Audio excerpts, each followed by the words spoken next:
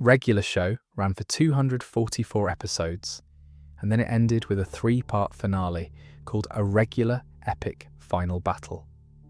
Not as a flashback. Not as one of those montages where the music swells and you see clips of everyone looking younger. I mean, it actually aired the first episode again, title cards and everything, right in the middle of the finale, as if somebody at the network had queued up the wrong tape. And for about a minute, a lot of people watching genuinely thought that was what had happened. That's the thing I keep circling back to whenever I think about this show. It was a cartoon about 2 blokes in their 20s who worked at a park and did absolutely no work at the park. That's it. That's the pitch. 2 mates, a lawn, a boss who hates them, and roughly 8 years of them finding increasingly stupid ways to avoid mowing anything. And somehow that show ended with the universe collapsing into a storyboard and a man made of lollipop flying into the sun. So tonight we're going through it. All of it. Slowly. The theories, the ones that turned out to be true, the ones that turned out to be nonsense, and the enormous pile of little details the show quietly buried in season 1 and then dug back up 7 years later, like it had been keeping receipts the whole time. I should be honest with you about the mix here, because I think it matters. Some of what we're going to talk about is genuine fan theory, guesswork, people on forums in 2013 squinting at a frame and going, hang on, some of it is confirmed, stated out loud, written into the show canon, and some of it sits in that lovely fuzzy middle where the creators have never said anything either way and probably never will. The reason I find this show worth 2 hours of your evening is that the gap between those 3 categories is much smaller than it should be. Fans guessed things about regular show that had no business being guessable. And when the answers came, they didn't feel like the writers had scrambled to cover for themselves. They felt like the writers had known, which is where the title comes from really. Nothing was random, or at least less of it was random than a show about a talking raccoon has any right to claim. If you're enjoying these, there's a subscribe button somewhere around here. Do that whenever. It'll keep. We're going to move through this in chunks. Each one stands on its own. So if you drift off during the bit about skips and come back during the bit about the Blu-rays, you haven't missed a plot. There isn't a plot, it's just a long walk through a cartoon. Right, let's start with the theory everyone's heard, because I want to get it out of the way and then tell you why the real answer is significantly odder. The theory goes like this: regular show isn't happening. None of it. Mordecai and Rigby are actually 2 young men working a rubbish job, and everything you're watching is a hallucination they're having while off their heads on acid. The blue jay, the raccoon, the gumball machine, with anger issues, the immortal yeti, all of it is just how the world looks to 2 people who have made a very poor decision about what to put in their mouths. It's a good theory. It's been around forever. It got a proper airing on a Frederator show called Cartoon Conspiracy, which framed the whole thing as though the creators might, in some alternate universe, have been working it in on purpose. And I understand why it caught on, because there is a real thing underneath it. Regular Show is based in part on a graduate short that J.G. Quintel made, called 2 in the AM/PM. It's about 2 20-something men working a convenience store on the night shift on Halloween, who eat some sweets that turn out to be laced with LSD. One of them turns into an anthropomorphic blue jay. The other turns into an anthropomorphic gumball machine. So there it is, Mordecai and Benson right there, born out of a drug trip in a student film. The theory more or less writes itself at that point. The trip never ended. Everything you watched is what's happening inside that convenience store. Here's my problem with it. And it's not that it's disrespectful or that it ruins anyone's childhood. It's that it's boring. It takes the strangest possible origin story and flattens it into the most obvious one. Because look at what's actually going on in 2 in the AM/PM. The 2 Clarks aren't characters. They're Quintel and Sam Marin, not based on. They're drawn to look like the actual 2 men, and they're voiced by the actual 2 men, and the whole thing is a 7-minute short about the pair of them working a shift. Marin, incidentally, would go on to voice Benson, Pops and Muscle Man for the entire run of the show. And in that short, Mordecai and Benson aren't the real people underneath the hallucination. They're the hallucination. Quintel eats the sweet and becomes a blue jay. Marin eats the sweet and becomes a gumball machine. The humans are the base layer. The cartoon animals are what the drugs do. So the acid trip theory has it exactly backwards. The idea is that regular show is a hallucination hiding a human story. But in the source material, the human story was the boring bit, and the hallucination was where the good stuff was. Quintel didn't hide two lads under a bird and a raccoon. He looked at two lads, drew what they might look like if the world went a bit sideways, and then decided the sideways version was more interesting than the real one. Rigby, by the way, didn't exist yet. The short pairs Quintel and Marin as the duo, which means the version of this world that came first had Mordecai and Benson as the two mates on the same shift, rather than employee and furious boss. In the show, one of the longest running gags is Benson threatening to sack them. In the short, Marin's character, while hallucinating himself into a gumball machine, worries about being fired. Same anxiety, different chair. There's also a copper who shows up in the short and hoovers down an entire bag of crisps in about 2 seconds, and it's never clear whether he's real, a hallucination, or a real person being seen through the acid. I love that they never resolved it. That's an instinct you can trace right through the whole series. And one more thing that always gets me, that Clark design, the one that looks like Quintel, got reused years later as Josh in Close Enough, his HBO Max show about a young couple in Los Angeles. So the human version of Mordecai didn't disappear. He just waited 15 years and got his own series. I don't know. I find that a better story than It's All Drugs. The show didn't grow out of a trip. It grew out of a bloke drawing himself and his mate at work, and then deciding the drawings should be in charge.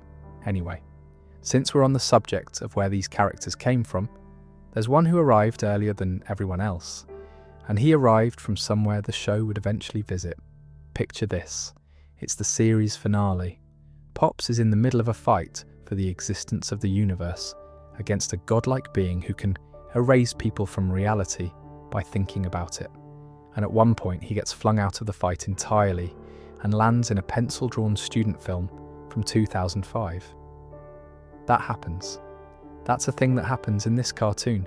The film is called The Naive Man from Lollyland.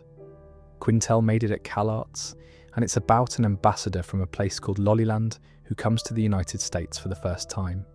And things go badly wrong when he tries to pay for a meal with lollipops. That's the whole short. A polite man with an enormous head who does not understand money. It's the very first piece of media that would eventually become regular show. Before 2 in the AM PM, before any of it, and it came out of a short film. At CalArts, Quintel and about 20 other students would throw title words into a hat. Things like lollipop or candy. At midnight, someone would draw one out and read it aloud, and then everyone would sprint back to their desks and make a film in 48 hours based on that one word.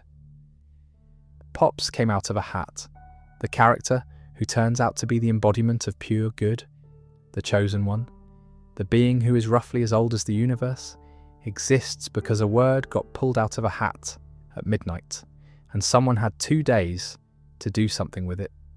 The short did well too. It won both the Producer's Choice Award and the Student Emmy Award at the 2005 CalArts Film Festival. The prizes were an Apple computer, some animation software, and $1,000, which is a very specific and very student set of prizes. Fred Seibert saw it and called Quintel an original talent to watch out for in the future, which turned out to be one of the safer predictions anyone's made. There's one more thing about that short, and it turns up at the very end of the series. The naive man from Lollyland is not in the regular show universe. It's a separate thing. Different continuity, different medium, pencil drawn, made years before anyone had heard of a park or a gumball machine. Lollyland in the short isn't even a planet. It reads much more like a slightly odd European country, some vaguely British place where they've got their own currency, and it happens to be sweets. The idea that it's a whole planet in space came much later, and in the finale, when the universe is coming apart at the seams, and Anti-Pops is punching holes in reality itself, Pops gets blown clean out of the story and lands inside that short, inside his own origin. Pops lands inside the student film he originally came from, and then he makes his way back to the fight. I've thought about this a lot, and I still don't think I've got my head round how bold that is. Most shows, if they want to nod at where they came from, they'll stick an Easter egg in the background, a poster on a wall, a name on a shop front. Regular Show made its origin an actual location, a place with a floor you can stand on. Pops did reference the student film. He actually originated in that student film. There's a lovely detail in the short as well, which is that when the taxi lifts into the sky and flies at the camera in flashes of energy, it's doing the DeLorean thing from Back to the Future. Quintel was 23 or so, and already couldn't resist a reference. Fitting, given Mordecai and Rigby would spend their entire run doing exactly that. Sam Marin's delivery in the short is different too, much less falsetto. Pops sounds like a man rather than a very posh kettle. The voice everyone knows came later, so Pops predates everything. He predates Rigby, he predates the park, he predates the acid. He was a bloke with a big head who couldn't understand a bill, and by the end he was holding the universe together with his hands. But talking a bit about the actual show now, because there's a joke in the very first episode that I think explains the entire method. Early in episode 1, Rigby suggests they hambone at Benson to convince him to give them a raise. If you've somehow never had the pleasure, hamboning is that thing where you slap your chest and thighs in a rhythm. It's a percussion style. It is not, historically, a negotiating tactic. Mordecai says absolutely not, and Rigby, wounded, says, "Hamboning will save your life someday." About 9 minutes later, Skips is being held by a monster, and Rigby distracts it by hamboning at it long enough for Skips to get free. That's it. That's the show. That's the whole method in a single episode of television, laid out in front of you before anyone knew there'd be a season 2. I think about that a lot because it's such a small, cheap, silly gag, and it's constructed exactly like the big stuff would be constructed 7 years later. Plant a thing that sounds like nonsense, let it sit, bring it back when it matters. The only difference between the hambone and everything else we're going to talk about tonight is scale and patience. The episode's called The Power, and the actual plot is that Mordecai and Rigby put a hole in the wall of their room while wrestling with a doll called the Power Panic, and go looking for a way to fix it that doesn't involve telling Benson. Rigby produces a magical keyboard. It lets them do anything they say.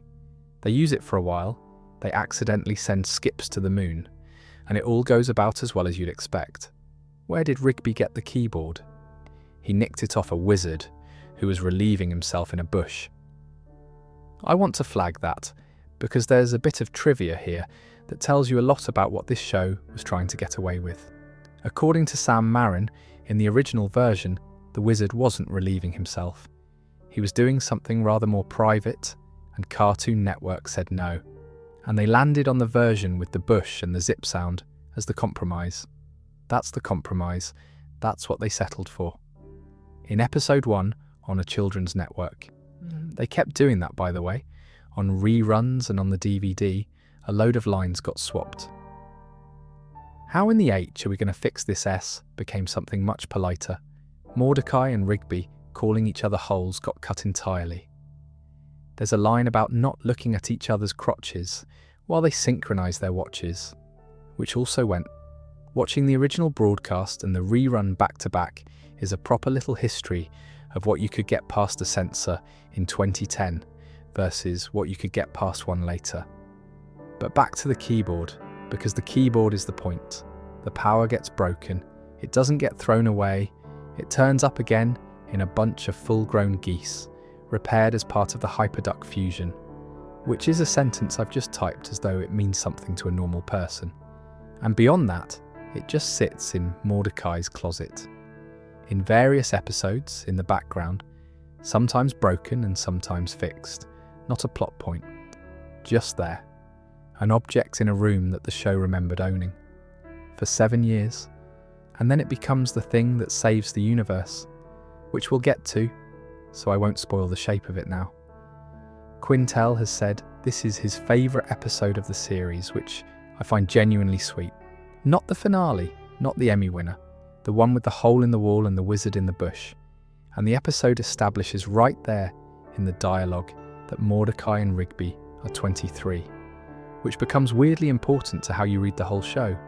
They're not kids, nobody's a kid. They're two adults who should not be busting holes in walls, and they know it, and they do it anyway. There's one more thing in that episode that I love, which is that the entire disaster was avoidable. The hole in the wall, the keyboard, the moon, all of it. At the end, Mordecai fixes the problem by putting a poster over the hole. He could have done that in the first 30 seconds. He didn't, and a decade of television happened. Since we're on the topic of things the show planted early and left alone, there's one that sat in the ground for 4 seasons. Skips isn't his name. I don't mean it's a nickname in the way that Muscle Man is a nickname. I mean it's a name he chose, as an adult, in a room, on purpose, and the reason he chose it is one of the saddest things in this cartoon. But the show didn't tell you that for years. What it did instead was leave the shape of it lying around. There's an episode in season 2 called Diary, and in it comes out that Mordecai and Rigby are 23, while Skips' story about the woman he lost is actually revealed later in Skips' story. That's roughly all you get. She existed, she skipped, she's gone, and he skips now because of it. It's a small beat in an episode that's mostly about Mordecai and Rigby doing something idiotic, and then the show just carries on. For seasons, Skips is the bloke who knows things and fixes things and occasionally punches something into orbit, and every so often you'd get a flicker of the older, sadder thing underneath, and then he'd go back to being the Yeti in the golf cart garage. Then season 5 gives you Skip's story, and it fills the whole thing in. He was called Walks. He'd been chucked out of a string of schools for fighting, and when he turns up at the new one, Headmaster Bennett gives him the standard warning. No fighting or you're gone. Walks doesn't care. School, he says, is worthless for an adventurer like him. He is, and I want to stress this, an absolute nightmare of a teenager. Gareth shows him to his locker. Gareth, who you know as Gary, and Gareth introduces him to the Guardians of Eternal Youth, who at this point are not cosmic beings who grant immortality. They're the Immortal Student Council.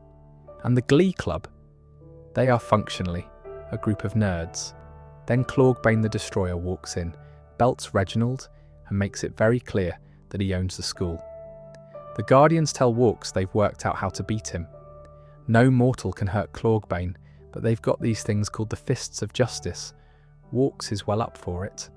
And then he turns back to the girl he'd been sitting with at lunch, and she's gone. Her name is Desdemona. Mona to him. She'd offered him a seat when he couldn't find one, and told him nobody eats the school lunch if it can be avoided, and he'd liked her immediately. And she's disappeared because she's gone off to prepare for the journey to Cyprus, after the Duke orders Othello to depart, so he promises her he'll never fight again. He means it too. That's what gets me. He takes her to the school dance and they have a lovely time, and Rick is hovering about reminding him that there's an interdimensional crisis to deal with, and Morty is trying to ignore him because he made a promise to a girl. Clorgbane gets impatient and crashes the prom himself, and Mona, having now seen exactly what he is, tells Walks it's all right. She gives him her blessing, so he goes, and he loses, badly. He punches Clorgbane repeatedly and does nothing at all. Clorgbane hits him once and puts him across the room. His mates try to help and get flattened, and then Clorgbane takes out his rattle, ready to finish it, and Mona pushes Walks out of the way. The rattle misses both of them. It hits the wall. A crack runs across the floor and up the wall, and a chunk of the ceiling comes down on Mona. Rick throws Morty the mega seeds. Walks batters Clorgbane, into the stratosphere. And then he goes back to Mona, and she's lying there, crushed by the concrete. The only thing left is the necklace he gave her, which one of the guardians pulls out of the rubble and hands to him. Years later, they come back to him. They've worked out that Clorgbarn will return in 157 years, and they need someone who can beat him, and there's exactly one person who ever has. So they offer him immortality. They warn him about the cost. With immortality, they say, you'll watch everyone you love come and go. And Walks, in tears, tells them he's already lost his one. And they nod, because they were there. Then they ask him to pick a new name, to be reborn into. And he thinks about her, about the skipping. And he says, Skips, that's a children's cartoon. That's a cartoon where a man renames himself after a small pointless thing he used to do with a dead girl, and then wears that name for 2 centuries, and nobody in his life asks about it because to them, he's just the bloke who skips. He's over 250 years old, by the way. Immortal, doesn't age, and has to do a spirit dance on his birthday for the guardians to keep it topped up, which is exactly the sort of admin you'd expect from student government. A few details from that episode I want to mention because they're lovely. Mark Hamill voices Skips, which people forget. And for the flashback, he pitches the voice up and adds a slightly ridiculous accent so young Walk sounds cheerful and a bit of a Burke. It works enormously well. There's a moment where Mona suggests he could be called Ulks, and he says, hard to believe that nickname never took root, and he sounds like a character out of an old comic novel. Forever Young by Alphaville plays during the dance, which is about as on the nose as it's possible to be, and I don't care, it lands. And there's a detail that pays off across 2 seasons.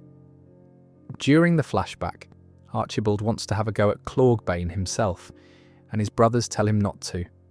In Fists of Justice, which aired 2 years earlier in our time, Archibald tries anyway, and it kills him, which means the first time you watch that flashback, you're watching a bloke get talked out of the thing that eventually gets him. Right, and now a slightly annoying bit of housekeeping, because it matters for a video like this one. If you go looking for this episode online, you'll find a version of it that is completely made up. There are pages out there describing Skip's story as a dance-off, where Clorgbane is looking for a partner for all eternity, and Mona sacrifices herself to become his dance partner, and Walks becomes immortal to free her, and she's probably still alive somewhere. None of that happened. It's fabricated.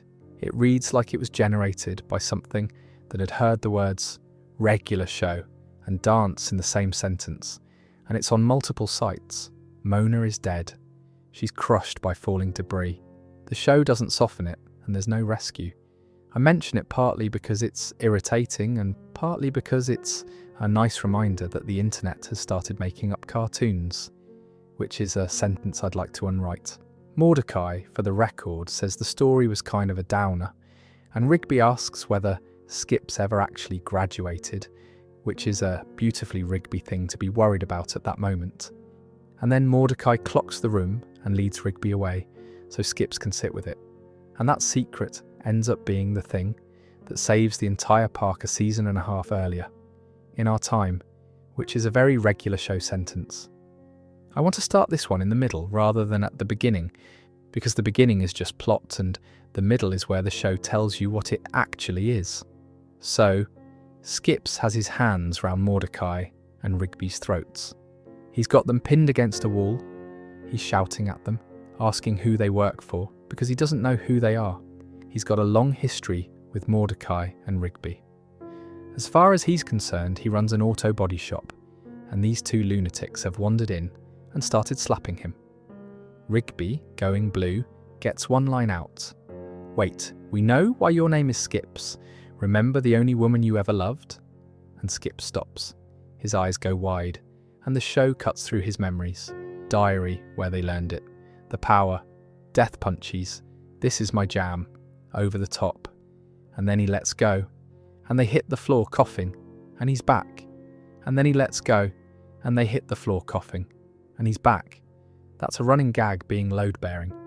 That's a scrap of trivia from season 2. Mentioned once in passing. Functioning as a password. And what I like is that it's the correct password. It's not that they said something touching and it moved him.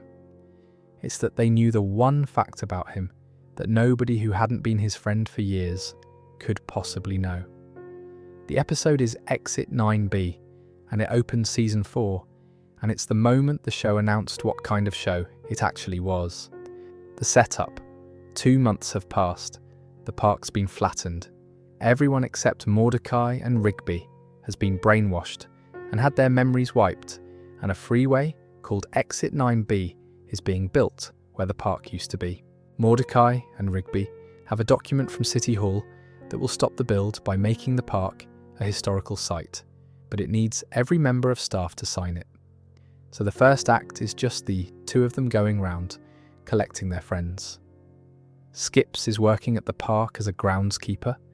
Pops is at the City Butterfly Sanctuary and gets snapped out of it by a lollipop. High Five Ghost is delivering pizza and wants to know where the park is. Muscle Man nearly gets run over by Pops and shouts that he'll find out where he lives, which is very funny given they've been colleagues for years. Benson's the hard one. Everyone else has a single trigger that brings them straight back. Benson fights it. They have to throw multiple catchphrases at him before he cracks. And the villain is Garrett Bobby Ferguson Jr. Right, let me explain for anyone who hasn't seen it. In an episode called High Score, Mordecai and Rigby beat a universal record held by a giant floating head called Garrett Bobby Ferguson, and he explodes. Job done. He had a son. The son has spent the intervening time building a freeway that doubles as a gateway to the fiery centre of the earth, so that his dad and everyone else Mordecai and Rigby have ever destroyed can come back from beyond the grave and destroy everything they hold dear to make his father proud. That's the plot. A bloke's dad exploded at an arcade game, and the son responded with civil engineering. And it works. The freeway goes in, the portal opens, and dozens of villains from previous episodes walk out of it. Garrett Bobby Ferguson Sr.'s enormous head rises up out of the hole and announces he's here for revenge, which is a genuinely great line. The roster is the point.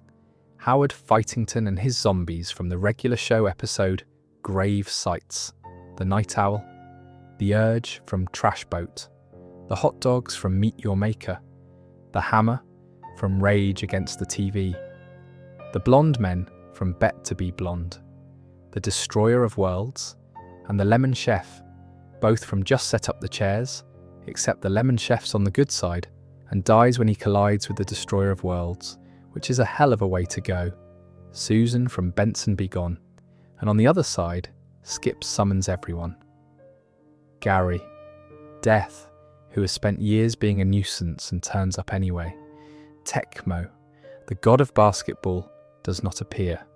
The Baby Ducks, the guardians of eternal youth, who raise their rattles and drop a beam of light that puts the fists of justice onto Skip's arms. The fight is a mess in the best way. Muscle Man throttling one of the blonde men in the background. Mordecai smashing the Summertime song in half so it garbles to a stop with tape spilling everywhere. A bloke with a mace swinging at nothing. But the detail I actually want to talk about is an absence. The Capicola gang aren't there. They're a group the show had killed off. They should be walking out of that portal with everyone else. They're not. And the reason they're not is that they weren't dead. They survived, and they come back later in an episode called Stake Me Amadeus. That's foreshadowing by omission. The show worked out its resurrection rules, applied them consistently, and then declined to resurrect the people it hadn't actually killed, in an episode where nobody would have noticed and everybody would have forgiven it. There's a version of this show that doesn't do that. That version is fine. Nobody in 2012 was checking, and they checked anyway. Oh, and the resolution. The villains demand the document, and Mordecai hands over a folder, and Garrett Bobby Ferguson Jr. holds up what he thinks is the contract. And it's a crude drawing of himself with a bum for a face. One of the blonde men has to ask him about it. Rigby leans out the window and says they should have checked the fine print when they switched the contract in front of their face. New intern Thomas, who started that morning, signs the last space. The portal closes. Everybody explodes, and Thomas asks if this sort of thing happens all the time, and Benson says, "Don't worry, we'll have this cleaned up in no time." And that's the cold open to the next 4 years. Thomas, incidentally, turns out to be a Russian spy called Nikolai, but that's a different video. Skips has 5 fingers. That's it. That's the observation. Everyone else in the show has 4, because 4 is easier to animate and has been the cartoon default for about a century, and Skips has 5, and he's the only one. Nobody's ever explained it. The theory people like, and I like it too, is that on The Simpsons, only God and Jesus have 5 fingers. And The Simpsons was one of Quintel's favourites growing up. So if you want to read Skips' hands as the show quietly flagging that he's on a different tier from everyone else, you can, and it's not a mad thing to think, given he's a 300-year-old immortal who does a ritual dance on his birthday to keep the arrangement live. You can also read it as somebody drawing a Yeti and thinking, well, Yetis have 5 fingers, which is possibly what happened. I genuinely don't know, and I don't think anyone does, and I quite enjoy that. Here's another one. High Five Ghost has a shadow. Ghosts don't have shadows. That's fairly settled, ghost-wise. And not only does he have one, there are shots where he's the only character on screen who does. Again, unexplained. Might mean something. Might be a bloke in a chair not thinking about it too hard. The fun of a show like this is that you genuinely can't tell which one you're looking at, and that ambiguity is worth more than an answer would be. While we're on details of this sort, a few more that live in the same drawer. Thomas and Sonic the Hedgehog have very similar shoes. That one's got a boring and satisfying explanation. Roger Craig Smith voices both, and someone had a bit of fun.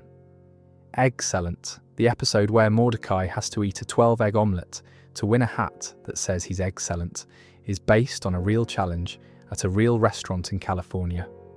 That episode won an Emmy, which means there's a statuette somewhere that exists because of a man's egg allergy.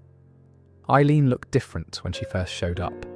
Her eyes were plain black dots inside thin black glasses, and the effect was, being generous, a bit unsettling.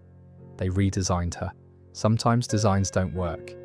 And my favourite, Cartoon Network, once accidentally broadcast an unfinished cut of a season, 5-episode, called Power Tower. It went out looking wrong and coloured strangely, because it wasn't done, and they had to air the actual episode a few days later. Somewhere out there are people who saw the rough version live, and had no idea what was happening. The show also pulled in a genuinely daft amount of star power for a kids' cartoon, because plenty of adults were watching. Tim Curry played the leader of a sentient evil hot dog. Katie Sagal played Mordecai's mum. 4 of the Community cast turned up. Joel McHale, Yvette Nicole Brown, Donald Glover, Gillian Jacobs, some of them in the same episode. Since we're on him anyway, a few more Skips facts that live in the same drawer as the fingers. He lives in the golf cart garage, not a house. The garage. This man has been alive since before photography was any good. He has a personal relationship with death. And he sleeps in the shed with the mowers, because nobody's ever offered him anything better, and he's never asked. He drives a blue Volkswagen. You can see it in Peeps, in Skip Strikes, in Video Game Wizards. An immortal Yeti with a Volkswagen. People keep mistaking him for a white gorilla, which he is not. He's a Yeti. That's been confirmed. I mention it because it's the sort of thing you'd think would come up more often than it does. He breaks his fingers twice across the run, once in Video Game Wizards, and once in Fists of Justice, which for a bloke whose whole thing is punching, is a poor strike rate. He breaks his leg in Appreciation Day. The immortality apparently covers aging and not much else, which is a rubbish deal when you read the small print, and which is exactly what you'd expect from a contract drawn up by student government. And Benson never shouts at him. Benson often shouts at Mordecai and Rigby. He shouts at Mordecai and Rigby roughly every 11 minutes for a decade. But there are 3 people in that park he's never once yelled at. And they're Skips, Pops and Thomas, the immortal, the god and the intern, which is either a very deliberate joke about who Benson is frightened of and who he feels sorry for, or a coincidence, Eileen joke. None of that proves anything. That's rather the point of this bit. Not every detail is a clue. Some of them are just a lot of people making a cartoon for a very long time and enjoying themselves. But now, let's talk about the one where the fans were completely, annoyingly right. Try watching the early Pops episodes knowing what he turns out to be. It's a completely different experience, and I recommend it. Because in Season 8, the show tells you that Pops is the universe's chosen one. Born with godlike abilities, the embodiment of pure good, and that he has an evil, younger twin brother who can erase people from existence. And the natural reaction to that is, come off it. That's a swerve. That's a show in its final year rummaging around for something big enough to end on, grabbing the most harmless character in the cast and declaring him a god because it's funny, except then you go back and the stuff is just sitting there. Not in a tidy, connect the dots way, scattered about in unrelated episodes over the better part of a decade. Start with the telescope. There's an episode called Pop's Favourite Planet, and the premise is that Pops has a favourite planet he watches through a telescope. That's already a slightly odd thing for a grown man to have, but it's Pops, so nobody blinks. And in that episode, when he gets upset about not being able to see it, he displays telekinesis. Telekinesis. In an episode about a telescope, years before anyone told you he was anything other than a soft lad with a big head. And that planet is Lollyland. He'd been looking at his own home for years through a lens, and everyone around him treated it as a hobby. Then there's prank callers, which I think is the strangest one, and I want to be careful with it because it's genuinely a bit sad if you sit with it. Mordecai and Rigby get sent back to the early 1980s, and while they're there, they meet Pops, and Pops in 1980-something is a serious, mature man, composed, grown up, nothing like the person you know. And then Mordecai and Rigby hit him with a golf cart, and he becomes the Pops we've got. So the theory, which is not a theory at all because it's on screen, is that Mordecai and Rigby caused Pops, his entire personality, the jolly good shows and the bad shows and the butterscotch lollipops. He sincerely believes are money. All of it is a head injury that his own friends gave him by accident while time travelling. I don't know what to do with that. I don't think the show knew what to do with it either. It's played entirely for laughs and then dropped. There's more though, and it's all a bit sideways like that. We know he was a child in 1910 with light brown hair because of a flashback in Skips versus Technology. Bald by adulthood. The moustache only arrived about 6 years before the series started, which is an oddly specific bit of grooming lore to have established. In Catching the Wave, Pops hopes to become one with nature by learning to surf. That's the episode. A man achieves oneness with the natural world via surfing, and the show treats it as a gentle little half hour about a bloke on a board. In Win That Prize, he fools everyone and gets himself out of a TV station, which tells you the naivety has a flaw. He's not stupid. He's cunning when it counts, and he's shown to know exactly what Rigby is, which is wild and a bit dim, and he's fond of him anyway. He owned a British doll called Percival, Percy, to his friends. Percy turned on him and tried to kill him in Terror Tales of the Park. That's just a fact you have to hold now. He wrestled a bear, not metaphorically. In really real wrestling, the man wrestled a bear. And the running gag about his head, which is enormous, gets a payoff in Terror Tales of the Park 4, where Benson stomps on it and it still sticks out of the hole. Now, none of that individually is a clue.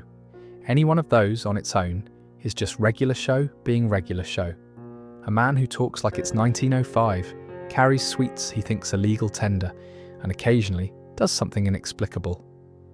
But stack them and something changes shape. He's the oldest one in the room, apart from Skips and his own father. He's got powers when he's emotional. He's got a home planet he can see from the garden. He's got a serenity that the show keeps quietly rewarding in episode after episode, where he wins by not being angry. The fans clocked it, not the full picture, but the direction. There were people on forums going, "Hang on, why does the show keep doing this with Pops?" And season 8 went, yes, that, all of it, on purpose. What I find genuinely lovely about the reveal is the choice of who. Every show that does a chosen one puts it on the protagonist, or the quiet one, or the one with the tragic past. Regular show gave it to the character who was, functionally, the joke. The one whose entire deal was being too soft for the world he was in. And it works because the show had spent its whole run arguing that his softness was worth something, not saying it. Arguing it, episode by episode, with the crew rolling their eyes and then being wrong. The other thing worth saying, and I'll leave it here for now, Pops is a pacifist, genuinely, not a bloke who avoids fights because he's frightened. A man who doesn't believe violence solves anything and keeps saying so while everyone around him builds weapons. Which is a very awkward trait for a chosen one to have. Chosen ones stop evil. That's the job. And the job usually involves punching. That tension is basically the entire final season. And I'll come back to it, because there's an earlier part of Pops' life we should talk about first. The part with his dad. The last thing you really see Mr. Maillard do is stand in a garden and look up. The crew have come back from space after 3 years away. Everyone's reuniting, everyone's hugging, and Mordecai notices the old man standing off to one side with his face turned to the sky, and there's a tear on it. Because his son isn't in the group. His son isn't coming back. He doesn't say anything. It's about 4 seconds, and then the show moves on. Right, so Mr. Maillard is the owner of the park and he's Pops' father. And for most of the show, that's the whole of it.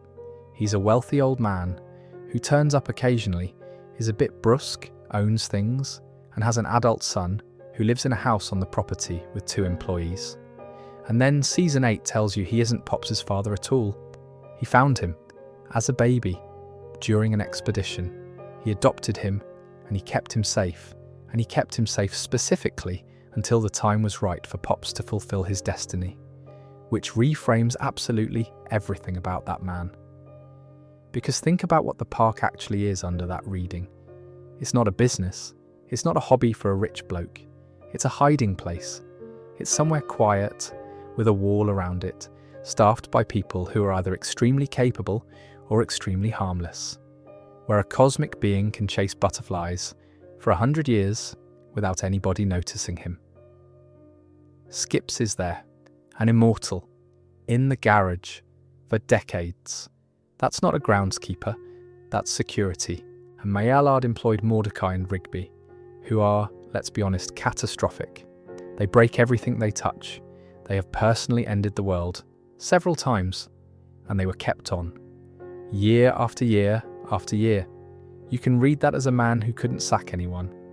Or you can read it as a man who understood that his son was happy, and that happiness was the entire point of the arrangement, and that 2 idiots who genuinely liked Pops were worth more to the operation than competence.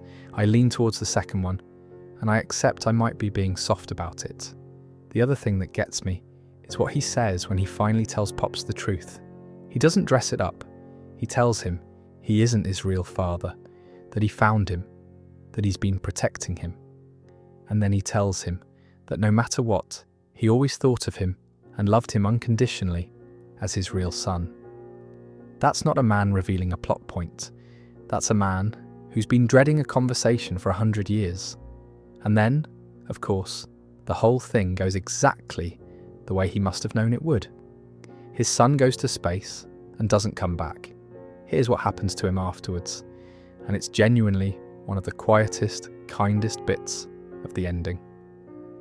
Benson becomes his caretaker. Benson, the gumball machine who spent the whole series shouting at people for not doing their chores. He looks after the old man for the rest of his life, and when Maillard dies, he leaves Benson his possessions and the ownership of the park. The reason given is that Benson was the only person as close to him as Pops was, which, when you sit with it, is a bit devastating. This enormously wealthy man's inner circle at the end was his adopted alien son and his park manager. That's it. That's the list. And there's probably some gratitude in there too for all the years Benson kept the place standing while the world was ending on a fortnightly basis. Maillard dies just before the 25th anniversary reunion, and the crew put a statue of him in the park next to the statue of Pops. Father and son in bronze in a garden, which is exactly where both of them wanted to be. One real-world note, and I'll say it gently because it's the sort of thing that deserves it. Mr. Maillard was voiced by David Ogden Stiers, who was a properly great voice actor with a career going back decades. This was his final recurring voice role. He died in 2018, the year after the show ended. So the last thing he does in that part is something different in another setting. Anyway, now let's talk about the brother. Here's the machinery, and I want to lay it out plainly because it's the load-bearing bit of the whole final season. Pops and his brother are fated to fight for the fate of the universe every 14 billion years. One of them wants to protect it, one of them wants to destroy it. They meet, they fight, and every single time it ends in a stalemate, because their powers are perfectly balanced. And when it ends in a stalemate, the universe resets. Then it all happens again, and again, billions of times. That's the loop. Nobody wins, everything ends, everything starts over, and the two of them are reborn to do it once more. The brother's name is Malum Cranius. Mordecai and Rigby take one look at him and start calling him Anti-Pops, which is both lazy and correct, and it sticks, and he hates it. He particularly hates that Pops keeps calling him his brother. Pops' actual name is Megacranus. That's what he was born as on Lollyland, and it's considered the highest state of their species. And because reality apparently insists on balance, the moment Megacranus existed, something had to exist to cancel him out. So Malum Cranus arrived as the embodiment of pure evil, not out of choice, not because of trauma, but because the books had to balance. Malum Cranus translates roughly to bad head, which is very funny, and I refuse to pretend otherwise. The details on this bloke are magnificent. His catchphrase is "jolly good show." He calls blue orange and vice versa, which is such a petty, small-minded thing for a cosmic entity to bother with. He looks exactly like Pops, but black, glowing, with white eyes and a cape, and he's the only character in the entire show drawn with white outlines instead of black, which is a genuinely clever bit of design. He doesn't sit in the world properly. He's wrong on a rendering level. He's voiced by Robert Englund, Freddy Krueger, on Cartoon Network in a show about park groundskeepers. Englund had already been in regular show, incidentally, as the Stagman. So somebody at the studio had his number and thought, right, let's have him back for the end of everything. Now, the thing that makes Anti-Pops interesting, rather than just loud, after billions of failed attempts, he's worked something out. If he keeps meeting Pops at the appointed hour, he'll keep drawing, and the universe will keep resetting, and he'll be doing this forever. So he changes tack. He decides to hunt Pops down early, before the fated battle, before Pops has unlocked what he can actually do, and kill him while he's still a bloke in a garden who doesn't know what he is.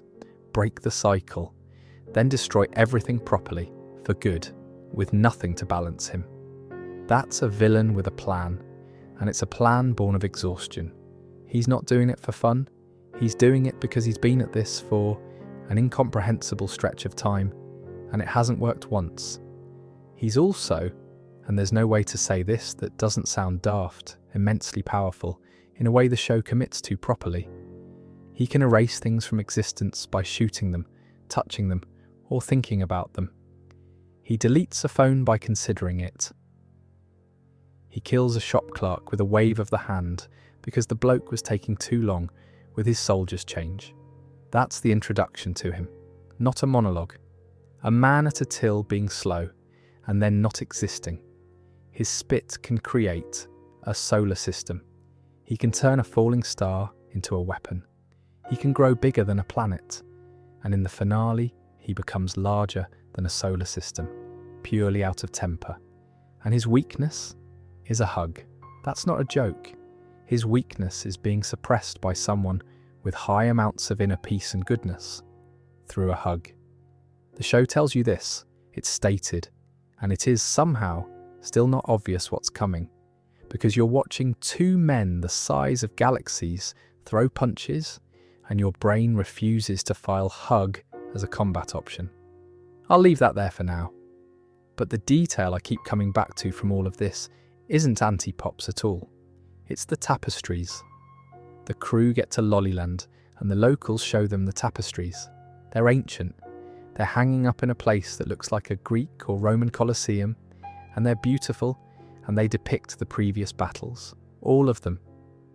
Every time the two brothers have met, going back further than the current universe has existed, and the park crew are in them. Not Mordecai and Rigby exactly. Prior incarnations, earlier versions of them, fighting alongside earlier versions of Pops in earlier universes, in fights that ended in a draw and wiped everything. There's one with pool noodles in it. I want to stress that. Somewhere in the deep past of an infinitely resetting cosmos, a previous version of these idiots turned up to a fight for the fate of all things, with pool noodles, and someone wove it into a tapestry and hung it on a wall, and it has been there for aeons. The Guardian of Lollyland is a giant statue, and she explains the mechanics. Every fight has ended in mutual assured destruction, followed by a reset, that's the phrase she uses, and the park guys were in every single one of them, which means, as she puts it, they had no escape. They were always going to be there. They've always been there. That's the thesis. That's where the title of this comes from, and I want to sit in it a bit because I think it's the single strangest thing this show ever did, and it did it in about 90 seconds while a talking mushroom stood nearby. Because run it backwards, if the crew have fought alongside Pops in every cycle, then the whole arrangement isn't coincidence. It's not that 6 people happen to work at a park where a god happened to be hiding. It's that these 6 people, in some form, always end up around him. Every version of reality assembles them. The names change, the shapes change, the pool noodles vary, and the group forms anyway. Which means every episode you've ever watched sits differently now. Every stupid bet, every video game, every time Rigby cheated at something and it opened a portal, the trash boat, the eggs, the hot dogs, all of it has, in some approximate form, happened before, an incalculable number of times. And it'll happen again in the next universe with slightly different faces, because that's what this universe apparently does with these people. They're not employees, they're a recurring feature of reality. And the beautiful part, the part I genuinely think is one of the best jokes in the show, is that none of them know. They're not chosen, they're not warned, they just keep turning up to a minimum wage job at a park, forever, across the whole span of existence, and being annoyed about it. The Lollylanders themselves are a nice touch here too. They're other members of Pop species, so the locals showing you the tapestries are, in a sense, earlier drafts of the man standing next to you. Frivolocranus and Quadravicranus, and, yes, the weird mushroom guy, who is a talking mushroom with a very deep voice, and who has no business being as funny as he is. And then there's Earl. Earl turns up in Season 8 as an old man in space who's going to train Pops for the fight. Standard mentor stuff on the face of it. He's strict, he's blunt, he gets furious when anyone questions his methods, and he starts by making Pops do what looks an awful lot like his chores. Mordecai and Rigby ask whether he's actually a kung fu master, and he makes Rigby look like an absolute idiot in about 2 seconds, which settles that. But look at him. Earl has a tattoo on his body for every previous chosen one. Not a couple. His entire body. He's covered. He's been here every time. He has witnessed and lived through each and every cycle. He has trained Pops in some form, over and over, watched him go out, watched it end in a draw, watched the universe fold up, and then done it again with a new one. And he's got the ink to prove it. Imagine that job. Imagine being the trainer. You know how it ends. You've watched it end that way more times than you can count. And you turn up anyway, and you're short with people, and you make the lad do the washing up because it teaches him something about focus.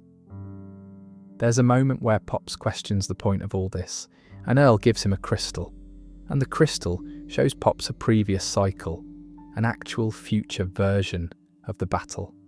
And the devastation in it is so bad that Pops runs off in a panic. Earl hadn't wanted to show him. He'd been holding it back. He only brought it out because Pops needed to understand the stakes, and there was nothing else left to try. And what he says about it, underneath all the shouting, is that he hopes this time will be different. That's the whole character. A man who has done this forever, who has never once seen it work, who keeps hoping. That's not a mentor. That's faith, expressed as chores. Oh, and a small dark detail tucked into the corner of that episode, because this show could never resist. When Pops runs off after the vision, you can see Huge Head. He's a character from season 6 who got stuck between dimensions in a black hole after an incident with some extremely ugly uniforms, and he ended up as a floating head, which he was thrilled about because he'd always wanted attention. He's still there, except now he's still Huge Head. He's starved. The show just leaves that in the background of a scene about cosmic destiny.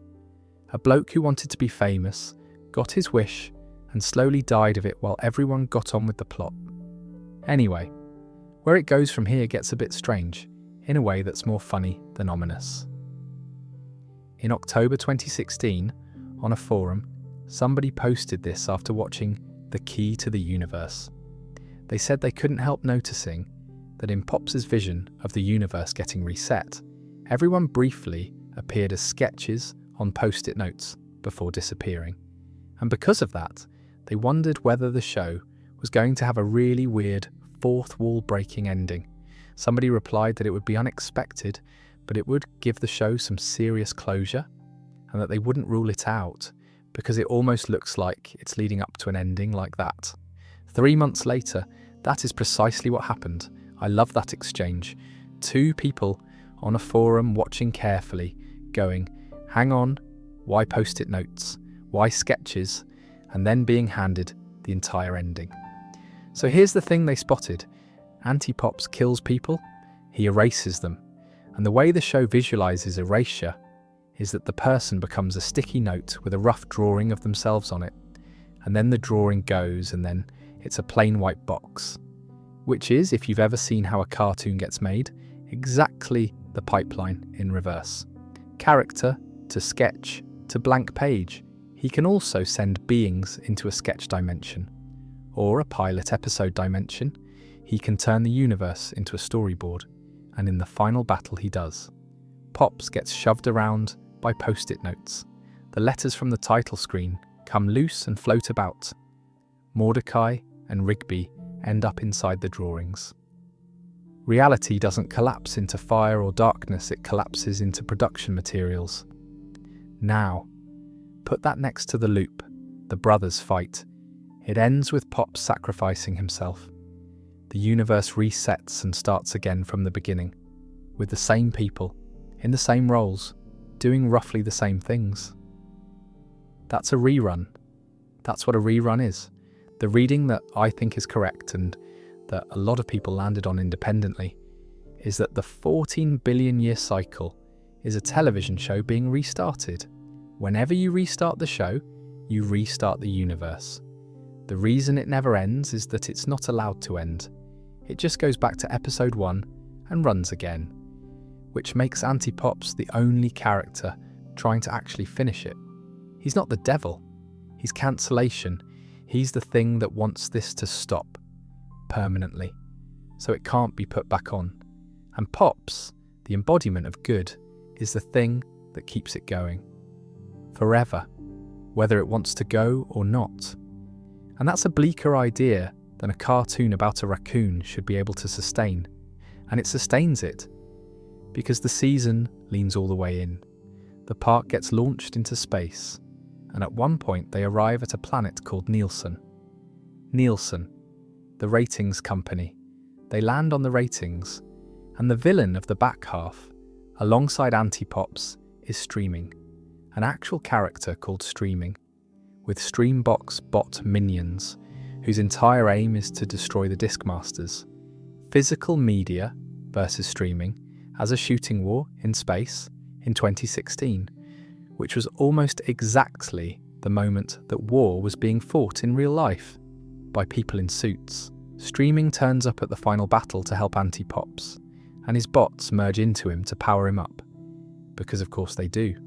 So the last season of regular show is about a show that's ending, fighting the thing that ends shows, on a planet named after the thing that decides whether shows end, while the universe dissolves into storyboards. That's not subtext, that's just text with a hat on. And here's why I don't think it's cynical, which it easily could have been. The show isn't angry about it. There's no bitterness in the way it plays, it's more like a bloke going, well, this has been lovely, and it's going to stop. And that's how it works, and here's a joke about it. The final battle has the crew fuse into one enormous being to help. Benson, Skips, Eileen, the baby ducks, Gary, Party Horse, the Guardians, Carter and Briggs, all of them merged into a single giant, which is a Megazord, and everyone knows it's a Megazord. That's a show having a lovely time on its way out. And 2 years before a certain enormous film did the same thing, Regular Show had its own version of the moment where everyone you've ever met turns up through a portal at the last second. Death came, HD, DVD, and Blu-ray came, Toothpick Sally came, Recap Robot came. The Guardian of Lollyland, who is explicitly supposed to remain neutral and just watch, joins in anyway because Muscleman asks her to. Chance Sure Shot turns up too, despite having died earlier in the season, and the show explains that the one who died was a clone, which is exactly the sort of thing you'd take the mickey out of another show for. And here, it just makes you laugh. Which brings us, somehow, to the Blu-rays. The universe is saved by a box set. I'll say it again because I think it needs a moment. The universe, in this cartoon, is saved because somebody had the adventures pressed onto discs and buried them in the ground. Let me set it up properly. Part 3 of the finale begins exactly like the first episode of the series. Not similar to, exactly like. Same shots, same dialogue, same title card, and here's the detail that makes it. The card that had been on the title since season 6, the one that says it's a Cartoon Network original, isn't there. Because it wasn't there in 2010. They took it off, on purpose. So people watching live genuinely thought the broadcast had gone wrong, that someone had cued the wrong tape. There was a screening of the finale before it aired, and when that opening started playing, fans in the room audibly gasped, because the thought lands immediately, and it's horrible. They're going to end it with the loop. It reset, nothing changed. It's all going to happen again, and they'll never know. That would be a real ending. Shows have done it. And for about 60 seconds, you sit there wondering if this one's going to. Then Rigby gets deja vu, which is a lovely bit of character work, all on its own, because it's Rigby. Not the sensible one, not the one who pays attention. Rigby is the one who feels something's off. And he's right, and he remembers. Mordecai doesn't. Mordecai's just living episode 1 again, cheerfully, with no idea. And nothing Rigby says gets through. So Rigby digs up the Blu-rays. In an earlier episode called Cheer Up Pops, the crew had put together a Blu-ray set of their own adventures. It covered the first 6 seasons of their run. Everything they'd done, on discs, and there's a stash of them buried. Rigby shows them to Mordecai. Mordecai touches them, and the entire series comes back. That's the mechanism. A man remembers his own life by handling a physical copy of it. The universe overwrote everything, wiped every mind clean, reset the whole of existence, back to 2 blokes putting a hole in a wall, and it could not delete the discs. The reason I find this so good is that it's a joke and it's completely sincere. At the same time, it's a joke because it's the most on-the-nose possible resolution to a season that's been about physical media versus streaming. The Discmasters win, Blu-ray wins, streaming loses, a format war decides the fate of reality. and it's sincere because the actual argument underneath it is true. The reason those two remember is that they recorded it. They kept a copy. That's the only defense anyone has ever had against being forgotten. And it's not a metaphor, it's just how memory works. Write it down or it goes. A show about two men who waste every hour their given ends by arguing that the only thing that survives is the record you keep of it. So they've got their memories back, and they realise time didn't reset properly. And what do they use to get back to the fight?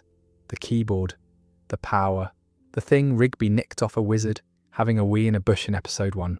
It's been in the closet for 7 years, sometimes broken, sometimes fixed, and they pick it up and use it to travel to the end of the universe. That's the payoff. That's what it was for. 7 years of it being set dressing, and then it's the vehicle. It doesn't survive. Anti-Pops attacks them and destroys it in the process, which is the correct call. You don't get to keep the magic keyboard. It does its last job, and it's gone. And the reason they had to be there at all, the reason the reset went wrong in the first place, is my favourite bit of the whole ending. In the previous cycles, the fight ends when the two brothers throw a punch at each other and their fists meet, and the collision resets everything. Perfectly balanced, mutual, clean. This time, Mordecai flies between the fists. That's it. That's the difference. Billions of iterations of this, and the variable is that a bloke put himself in the middle of it. Not with a weapon, not with a plan.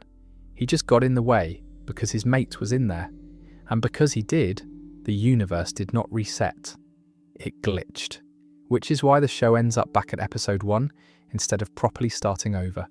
And why Rigby remembers. And why any of the rest of it is possible. The whole loop, unbroken across the entire span of existence, comes down to a 23-year-old with no qualifications doing something stupid on instinct. Which is, I'd argue, the most regular show sentence available. Pops didn't want to fight her, not once, not at any point. The show puts a man in the chosen one's chair, and the man's entire position is that he'd rather not, thanks. And everyone around him spends the whole season trying to work with that. Earl trains him. Earl gets him to the point where he's got total control of his powers, and he's genuinely ready. And Pops turns round and says he'd still rather not, and that he's going to contact his brother and try talking it out. Earl tells him it's a trap. Which it is. Earl is not an idiot. He's seen this precise film more times than anyone alive.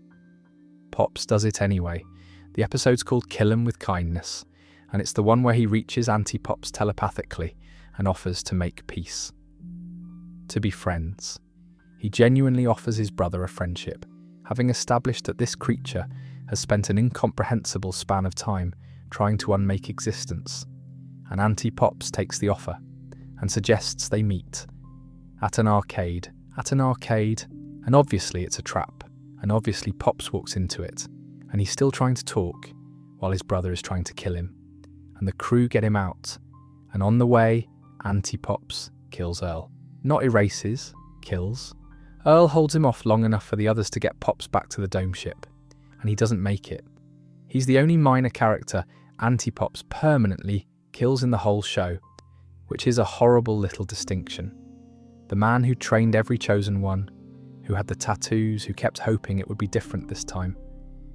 He dies covering the retreat of a lad who wouldn't fight. So then you get to the final battle, and by now, the crew have given up on the peaceful option, and honestly, fair enough. Mordecai's plan is traps. Set traps for Anti-Pops on Lollyland, so Pops has an advantage he's never had in any previous cycle. Pops agrees to it reluctantly. He still tries to talk to his brother first, still tells him they're brothers, and Anti-Pops attacks him, and immediately falls into every single trap. And it works, for about 4 seconds. Then he gets up unharmed. Then there's a deal. Anti-Pops offers it, to protect his friends. Whoever lands the first blow decides the fate of the universe. Pops lands it. He genuinely injures him. And Anti-Pops breaks the agreement and carries on. Because of course he does. He was never going to honour a deal, and Pops was always going to offer him one. Then it goes properly bad. Pops goes Titan. He starts erasing Lollyland. The Lollylanders go first, then Muscle Man and High Five Ghost. And that's what does it. That's what makes Pops go Titan 2. Not the universe, not destiny, 2 of his mates getting deleted in front of him. And then Anti-Pops erases everyone else. Everyone. Mordecai and Rigby are among the people not erased by Anti-Pops. Which brings you to 2 beings the size of solar systems, throwing the punch that has ended everything billions of times, and Mordecai flying into the gap. And when Pops comes back to it, after the glitch, after the false episode 1, after his friends get back to him, he works out what everyone watching had half worked out already. Fighting cannot win. That's the whole design. Fighting is what the loop is made of. Every time he throws that punch, he's feeding the machine. It doesn't matter how well he fights, or how many traps Mordecai builds. Balanced is balanced. So he does the other thing. He hugs him. He gets hold of his brother, and Anti-Pops shrinks back down to his normal size in his arms, because that was always the weakness, and the show told you, and nobody believed it because it sounds too soft to be a mechanic. And then Pops flies them both into the sun, knowing it kills him. Not as a gamble, he knows, and the bit that finishes me off every time is Anti-Pops. He's got no counter to it, and as Pops comforts him, and he begins to feel remorse, he stops fighting. He tells his brother he wants to change, that he wishes he could take back what he'd done. And then he smiles at him. He looks at Pops and smiles, and they go into the sun together. The embodiment of pure evil at the last is just a bloke who wishes he'd been different. Pops tells Mordecai and Rigby that the circumstances are unfortunate, but it's for the greater good, and he wishes the best for them and everyone else. He is polite about it. He's polite about dying to save the universe. Jolly good show, essentially. And off he goes. And it works. The cycle ends. And because it ends, everyone Anti-Pops erased comes back. There is a bit of the finale in another show where you find out that Anti-Pops made it to the afterlife with his brother. He's got a better personality there, friendlier. He's on a zip line, and he calls Pops over to join him. They're fine. After all of it, they're fine, and they're brothers, and one of them's on a zip line. I don't know, I think about that a lot. There's a whole film, and it contains one of the meanest things this show ever did to a character. Regular show. The movie came out in 2015, and the villain is called Mr. Ross, and Mr. Ross wants to erase time itself. Which, yes, is the second character in this franchise with a plan to unmake existence. And the show is aware of this. Anti-Pops and Mr. Ross share a startling amount of paperwork. Anti-Pops wants to destroy the universe, while Mr. Ross wants to destroy all of time. Both have huge armies. Both hold a grudge against a specific member of the main cast. Mr. Ross's grudge is against Rigby, and the reason is a letter. Back at school, Rigby applied to college university. He was rejected, and Mordecai believed for years that he had been rejected. Ross tells Mordecai that Rigby lied about getting rejected, which is technically true in a way and completely misleading, which is the good kind of villain lie. What Ross doesn't mention is how the rejection actually went, because Rigby gets made to read his own rejection letter out loud, and it is scathing, properly cruel, a form letter, a letter from an admissions board that had clearly had a bad week and took it out on a teenager. And in that moment, the entire room feels bad for him. Future Mordecai, who is there, because time travel looks genuinely empathetic about it, which is a big deal because future Mordecai has spent most of the film being fairly hard on him. There's a lovely reading of that, which is that Mordecai finally understood, not that Rigby lied, that the letter was that bad, and that a person might not tell their best mate about a letter like that. Then there's the Timonado, which is where the theorizing gets fun. A Timonado shows up in season 5 in an episode called A Skips in Time. It's an accident. Mordecai and Rigby cause it in a science lab, as they cause most things, and it hurls Skips back into his own pre-immortal years when he was still walks. And then a Timonado is the centerpiece of the film. The theory that a lot of people landed on is that the season 5 one was Mr. Ross's experiment. that in order for his time erasure plan to work, he needed to recreate the timonado that Mordecai and Rigby made by accident. So he did, over and over, trial and error, working up to something bigger. And one of those attempts grew out of his control and displaced itself back into the 18th century, which is the one that lands on Skips. Which would mean that the episode where Skips meets his past self is a side effect of the villain of a film that came out 2 years later doing his homework. Nobody has confirmed that. It sits in the fuzzy middle, and I like it there. It's the sort of theory that's satisfying whether or not it's true, because it's the right shape for this show. Small accident, enormous cause, discovered backwards. Skips is all over this stuff, incidentally. He and Tecmo went on adventures as teenagers, including going into a timonado that dumped them in the present. So Skips has been time-travelling since before he was immortal, and he was also expelled from a string of schools, and he mentions storm chasing with someone called Samson. That man had a life before the golf cart garage, and the show only ever gives it to you in fragments. The Guardians turn up in the film too, fighting alongside the park rangers and Gene and Tecmo against Ross's forces.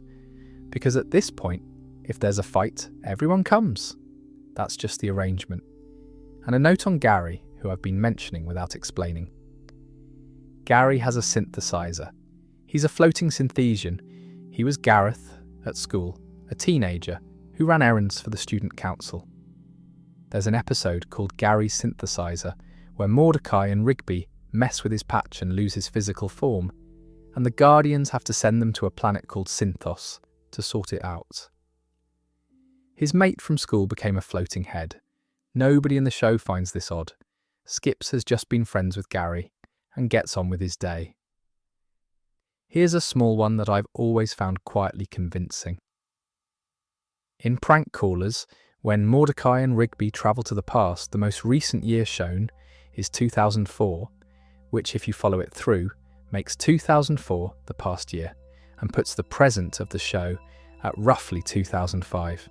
And 2005 is the year J.G. Quintel was 23.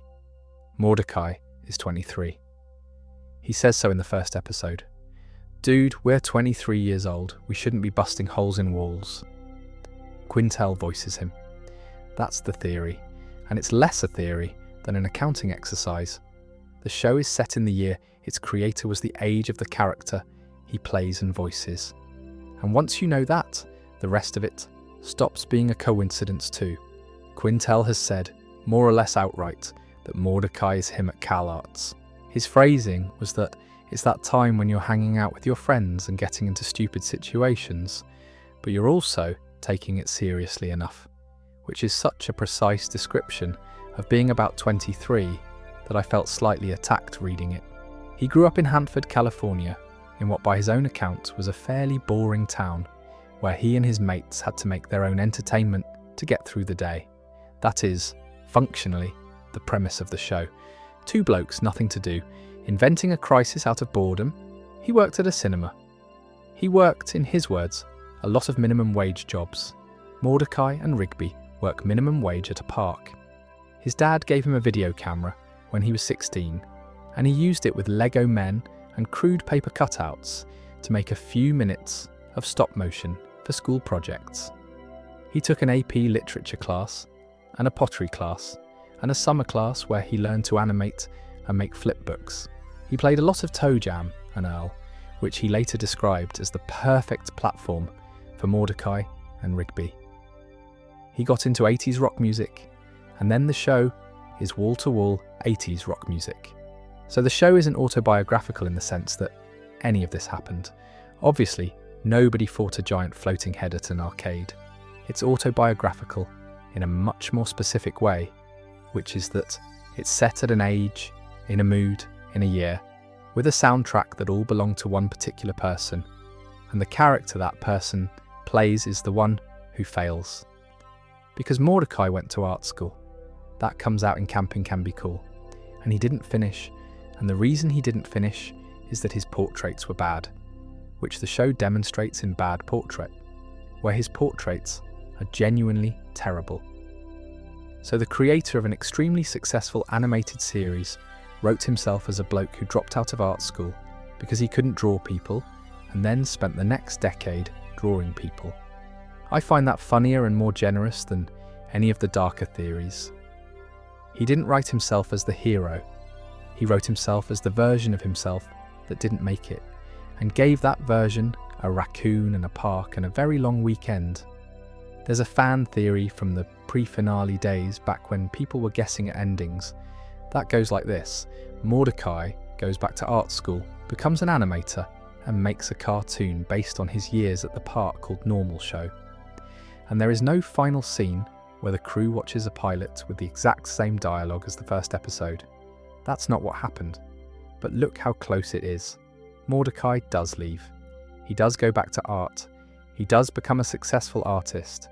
And the finale does not replay the first episode word for word.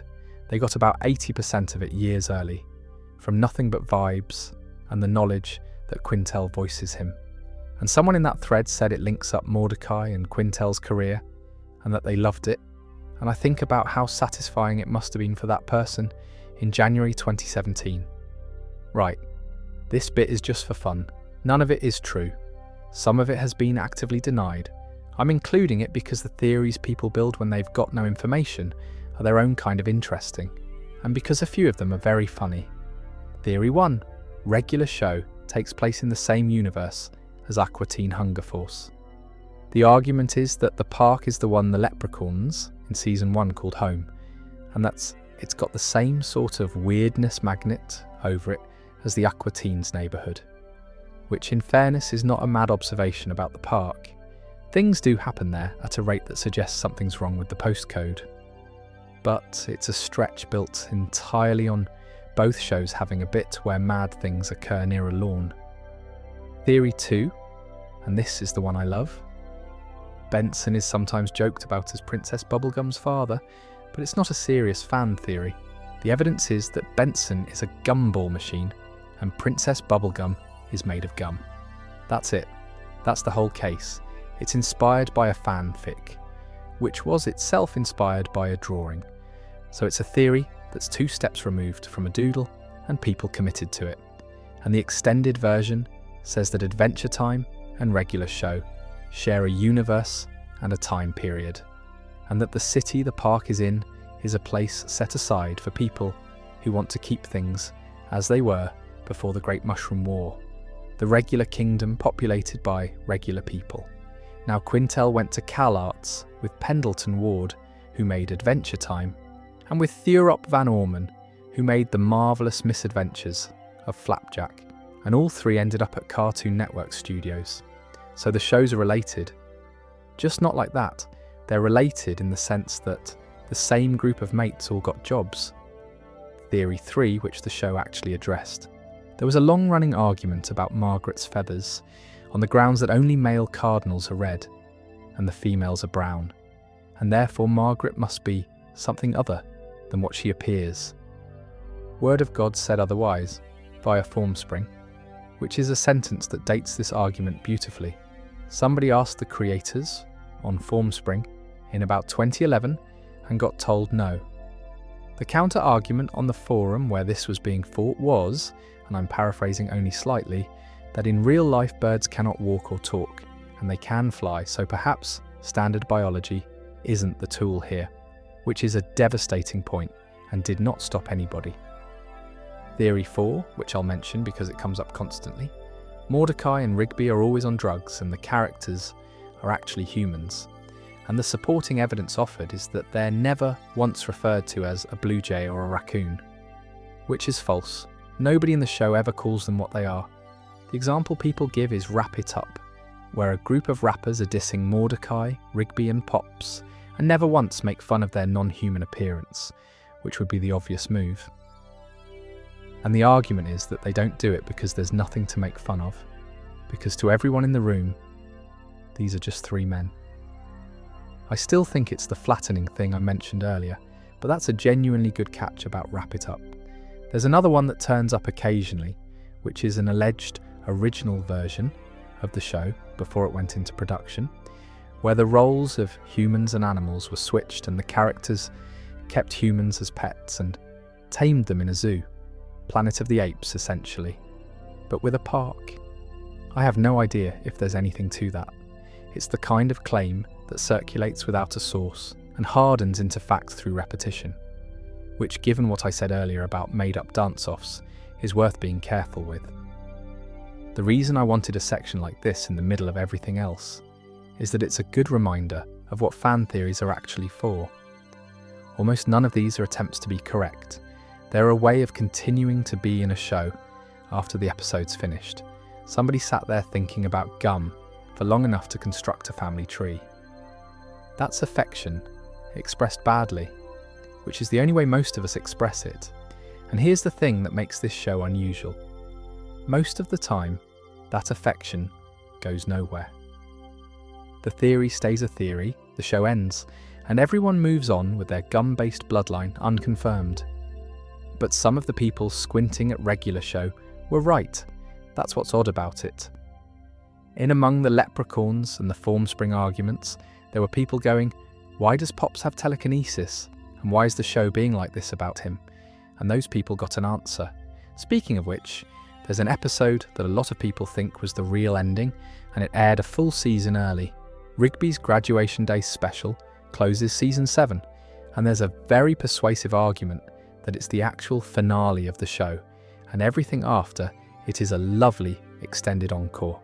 Here's the case. Rigby, across most of the entire run, has one long-running fact attached to him, which is that he never finished school until he finally goes back and graduates in his high school arc. It's a joke at his expense for years. It's the thing that makes him lesser in a room. Mordecai went to art school and dropped out, which is a failure. But it's a failure with a school attached. Rigby didn't even get out of high school. And in that episode, he graduates. And Eileen graduates from college on the same day. That's it. That's the whole arc, quietly finished. The show's dumbest character does the one thing everyone had spent 7 years assuming he'd never do, and does it while his girlfriend, who is unambiguously the cleverest person in the cast, does the same thing at a higher level, and the show doesn't make a meal of the gap. There's a critic's line about this that I think is exactly right, which is that when Rigby graduated at the end of season 7, it signified the end of the characters' arcs. Everyone was ready to move on from the park towards whatever came next. Because look at where everybody was at that point. Mordecai had come out the other side of the CJ and Margaret business and taken himself off the market. Rigby and Eileen were together, and had been for a while. Muscleman was married. Benson had run the place for years. There was no story left in any of them that the park could hold. So the argument is that the show finished its actual business there, and season 8 is a different thing entirely. Not worse. Different. Season 8 is the epic. It's the fights and the space and the fate of the universe. And the same critic noted it was crafted mostly from the epic part of the show's DNA, leaning on scope rather than catchphrases and solids. And there's a version of that argument that says the finale doesn't quite earn itself emotionally, because it comes down to 2 characters, one of whom was only introduced that season. That Rigby's graduation would have made more emotional sense as an ending, grounded as it was in years of him being an idiot.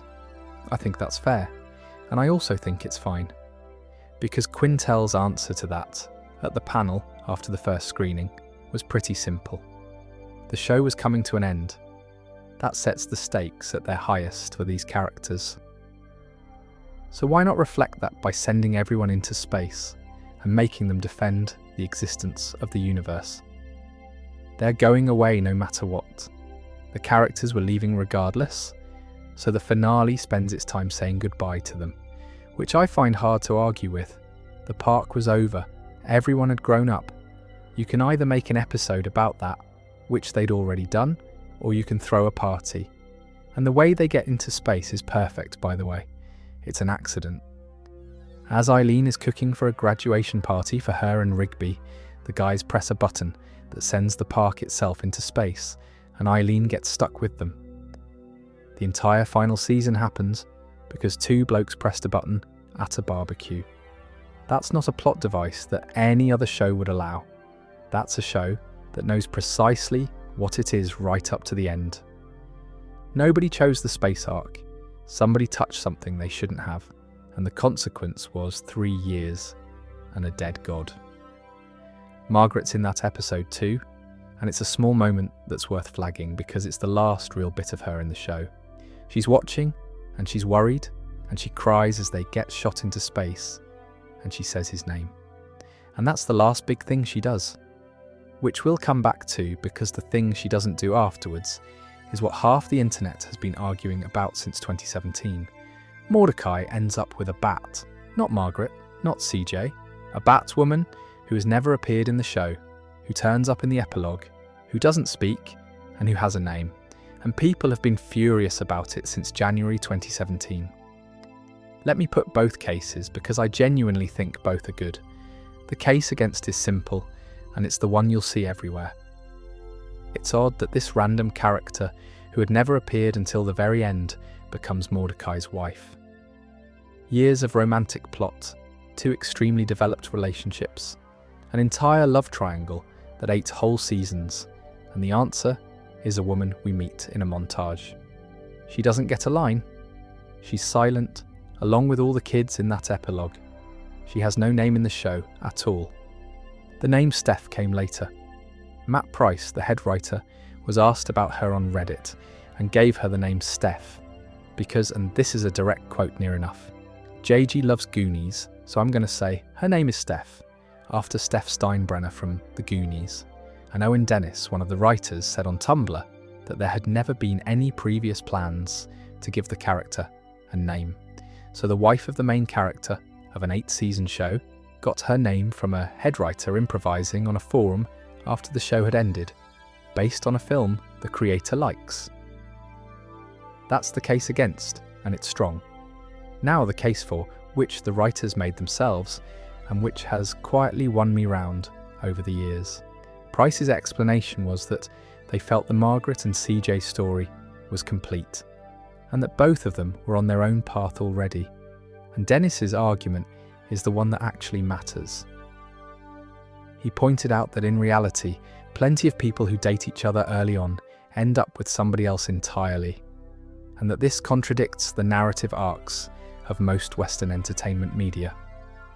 Which is just true, isn't it? Think about the people you knew at 23. Think about who they were with. Now think about who they're with now. The number of those that match is small. That's not a tragedy. It's just what happens. You spend your 20s having enormous feelings about people you will later describe as someone you used to know. And every show lies about this. Every show. The person you were mad about at 23 turns out to be the one, and the ending confirms it, and everyone goes home happy. Regular show didn't. Regular show said he met somebody else, later, somewhere else, after he'd sorted himself out, and you don't know her because you weren't there. The details of what happens to the other two are the part that convinced me. Margaret stays friends with him. That's the word of God on it. They're still mates, and Steph becomes a muse for his art after he quits the park to go and do it properly. Which is a lovely, adult, slightly melancholy ending.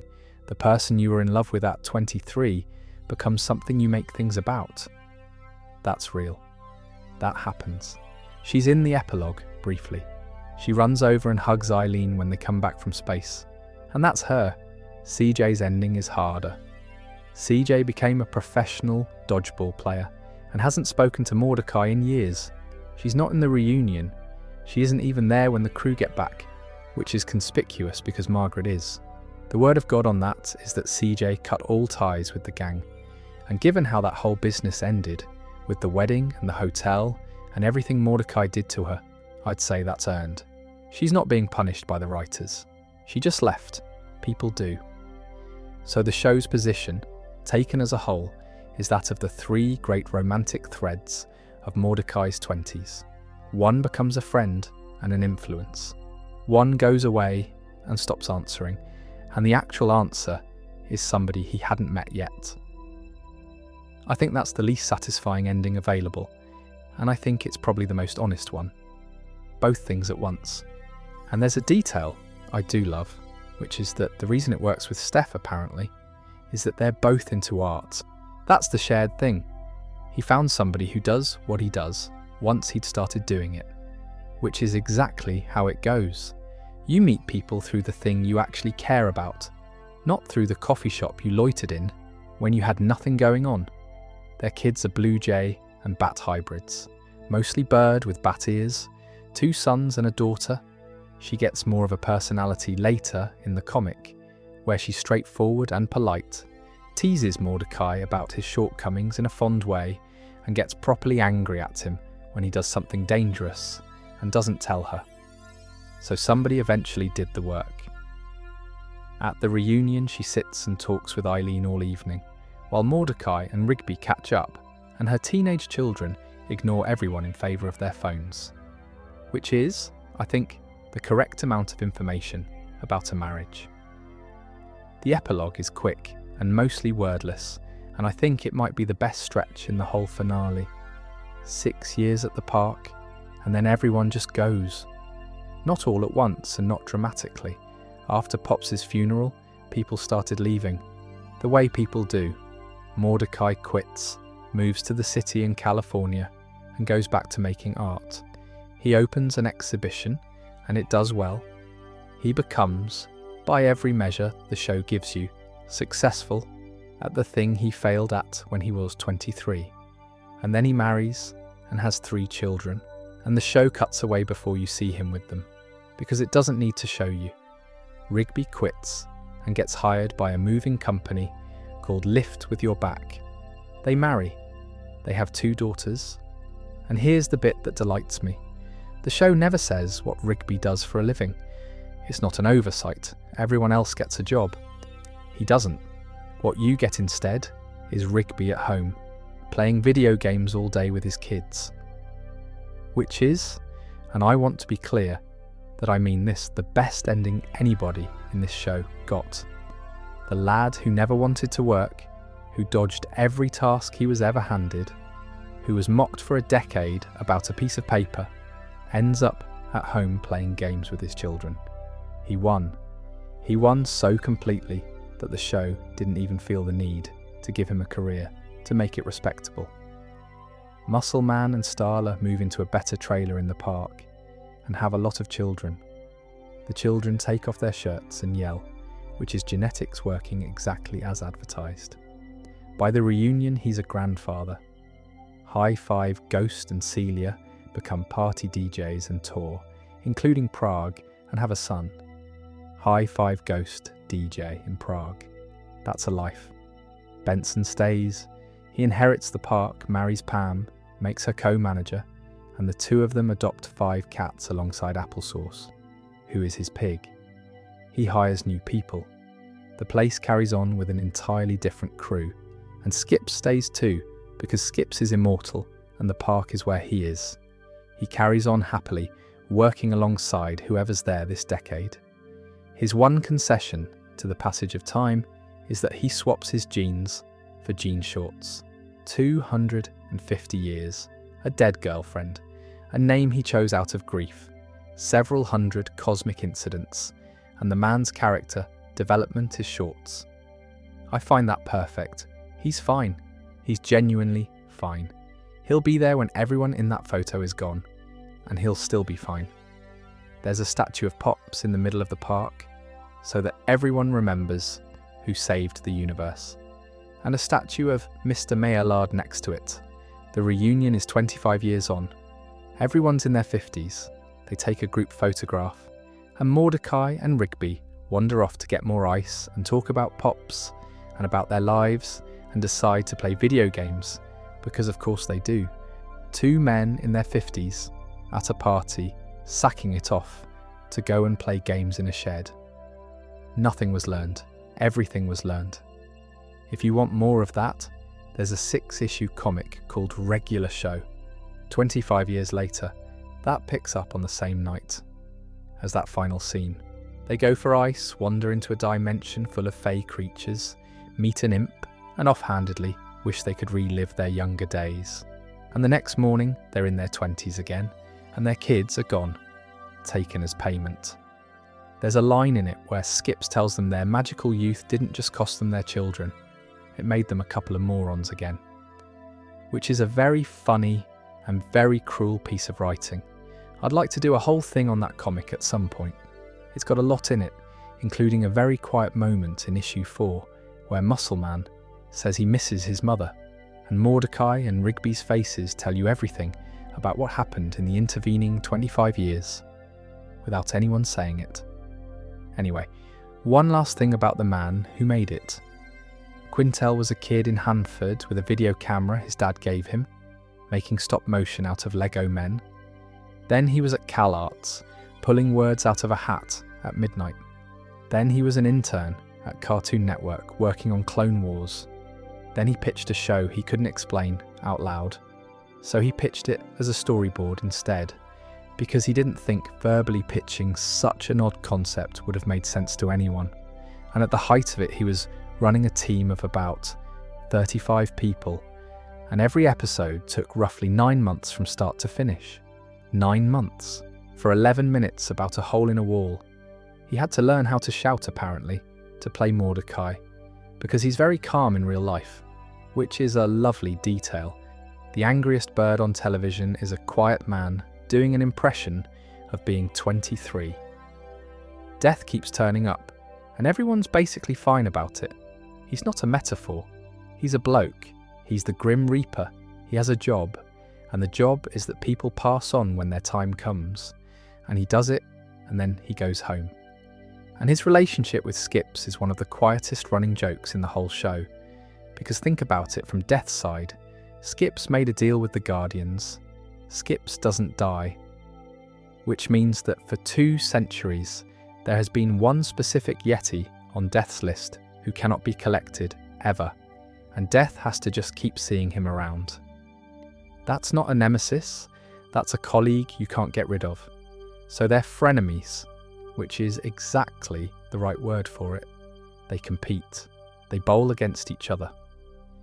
Death played on a bowling team that came up against Skips and his mates in Skip Strikes, and during that he tried to reveal Skip's real name to his friends, which is such a petty move for the personification of mortality. He knows the name. He's known it since 1814. And his revenge move, at a bowling alley, is to challenge Skips to a high-stakes game with Death. They arm wrestled against each other. The Guardians were on a dodgeball team. So was the god of basketball, which I want to note is a different god. Doing a different sport, playing dodgeball, Death took Rigby's life. Once, Rigby came back. Rigby has actually died about 4 times across the run and been resurrected every time, which is a fact that the show never treats as significant, and which would be the entire plot of another series. Death made Mordecai and Rigby babysit his son, because he had Muscle Man trapped, and that was the deal. The son's called Thomas, he's a demon, and his favourite book is about a soul-sucking death worm. That's a different Thomas from the intern, which the show has never once clarified, and I don't think anybody's noticed. And then when it actually matters, Death shows up. He's there at exit 9B, fighting alongside the park. He gets invited to Muscle Man's wedding. He gets invited to Pop's party in Cheer Up Pops, and he comes to the final battle and helps fight Streaming, which tells you what the arrangement actually is. Death isn't their enemy. He's a bloke they know. He's at the wedding. He turned up to the party. When the universe was ending, he came, because they'd asked, because that's what you do. This is the thing about the park that I don't think gets said enough. The place isn't a magnet for evil. It's a magnet for everyone. Across the run, these 6 people accumulate a social circle that includes an immortal student council, a synthesizer, a basketball deity, a robot, a group of baby ducks who combine into a giant, and the concept of mortality itself. And they're all mates. That's the joke. They're all just mates. The Guardians are a lovely example. They're these enormously powerful beings who can grant immortality and summon meteorites and imprison people in cubes when annoyed. And they're also the same lads who were running student government in 1814, and it shows. Reginald once used magic to cheat at bowling tournaments. Their leader is credited in the show as Reginald, and on the bowling scoreboard, he's listed as GB, which is one of my favourite jokes in the series. And when Walks joined their student government, the Immortal Student Council promised him things, and their line was, "Our promises are good as gold. After all, we are the student government."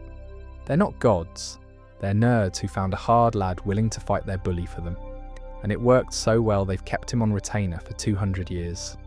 Their nappies are nappies, incidentally. Archibald says so. Nobody follows up. Before any of the big stuff kicks off, Auntie Pops does something quite nasty, and he does it from a very long way away. He sends a nightmare. There's an episode called The Dream Warrior, and it's his first appearance, though you barely see him.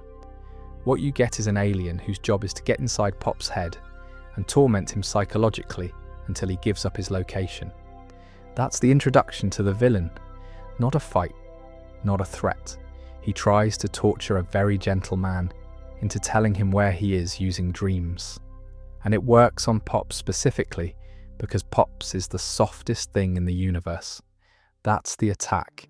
Find the one being whose entire nature is kindness and go at him in his sleep. The nightmares carry on too. Right at the start of the finale, before anything happens, Pops has a nightmare about the fight, and Mordecai and Rigby comfort him. That's the opening image of the end of the show. A frightened man and his two friends telling him it'll be all right. Then there's the ice tape, which is where the mentor comes from. Marlard tells Pops the truth about his origin and then tells him to go and find Earl, because Earl is the one who can help him fight his brother. The information's on a tape. The tape's in ice. There's a whole quest to get it, because there's always a whole quest. And in the tape you see Earl as a young master in a flashback, and then the tape melts and Earl reveals himself in person, which is a properly good bit of staging. The instruction manual finishes playing and the man from the manual is standing behind you. The training is the funniest part of the arc, and I don't think it gets enough credit. Earl starts by having Pops do chores. Actual chores? Floors, plates, the lot, and the crew all assume, reasonably, that this old man is just getting a lollipop-shaped alien to do his housework and has invented a mystical justification for it. And they're wrong. It works. It's how Pops learns to focus his power. Then in No Train, No Gain, Earl uses the power of a training montage to speed things up. Not montage as a filmmaking device, montage as a physical force he's applying on purpose. And Mordecai and Rigby get so sick of hearing the same song every single day and of Pops trampling them mid-routine that they swap the music out for something faster to hurry it along. And the faster pace makes Pops go out of control. That is exactly the plot of about 40 earlier episodes, transplanted into a cosmic destiny arc, with the fate of the universe attached. They didn't stop being idiots, they just became idiots with higher stakes. The show never once let them off that hook, and I respect it enormously. There's a lot in this stretch that I've skated past tonight, because it's a season's worth of material. The dome, the escape, Chance Shoreshot, who dies and then turns out to have been a clone. Benson and Pam trying to have a relationship across a distance that is measured in light years, and Pam ending it because she doesn't know when or if he's coming back, and Benson agreeing to be friends and then being quietly gutted about it, which is the most Benson thing imaginable. Toothpick Sally, Recap Robot, Carter and Briggs, Party Horse 42,699. The baby ducks, still going, still combining. The point is that by the time you get to the last fight, the show has spent an entire season assembling every single person it has ever introduced. And then it puts them all in one place and lets them fight a god. And Chance Shoreshot's clone reveal is such a cheeky bit of business. A character dies, you feel something, and then he strolls back in, and the show goes, clone. No apology, no build-up, clone. Any other show does that and you'd throw something. Here it's just funny, because the show earned it. It spent the whole run being scrupulously careful about who was and wasn't dead. It checked the Capicola gang.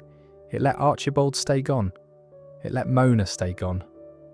So when it wants one freebie, right at the end, it takes it, and you let it have it. That's what all that bookkeeping was buying. The show is called Regular Show, and its final battle is about a man flying into the sun to stop his brother deleting reality. I don't think that joke ever stops being funny, and I don't think it's only a joke, because the name isn't ironic in the way people usually mean. It's not winking at you, it's a description of the register. Everything in this show, no matter how enormous, gets treated as though it's Tuesday. Death comes to a wedding. A god does the washing up. The universe ends and somebody's main concern is whether they'll be late back. And that register was built on purpose, in the room, in a way I find genuinely interesting. The voice acting is deliberately low-key. The intention was to make most of the characters sound natural and conversational. Quintel wanted the show to be listenable, in contrast to most cartoons, which he thought were quite hard for an adult to sit through. Which is a polite way of saying that most cartoon voices are exhausting, and the way they got it is that the cast recorded together, in a group. Not separately, the way almost everything gets done now, where an actor stands alone in a booth, reading lines at a wall for 3 hours, and an editor stitches it together afterwards. They were all in a room, talking to each other. That's why the dialogue sounds like people talking. Because it was. You can hear it once you know. The overlaps. The way somebody trails off because somebody else has started.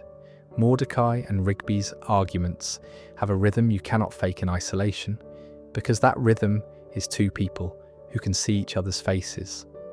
The cast, by the way, is a lovely mix of enormous names and people who worked on the show. Mark Hamill as Skips, Roger Craig Smith as Thomas, William Salyers as Rigby, Sam Marin doing Benson, Pops and Muscle Man, which is 3 of the best voices in The Thing coming out of one bloke from Quintel's class at CalArts. Marin had actually gone off to Disney as an animator for 3 years and left to come back and do this. Janie Haddad as Margaret. Minty Lewis, who was a writer and storyboard artist on the show, as Eileen. Members of the production staff kept turning up in the credits doing voices. Toby Jones, Andres Salaf, Matt Price. It's that kind of production. You're in the room, you can do a voice, in you go. The music is Mark Mothersbaugh from Devo, alongside a soundtrack of licensed 80s rock, which is where a chunk of the show's whole feeling comes from.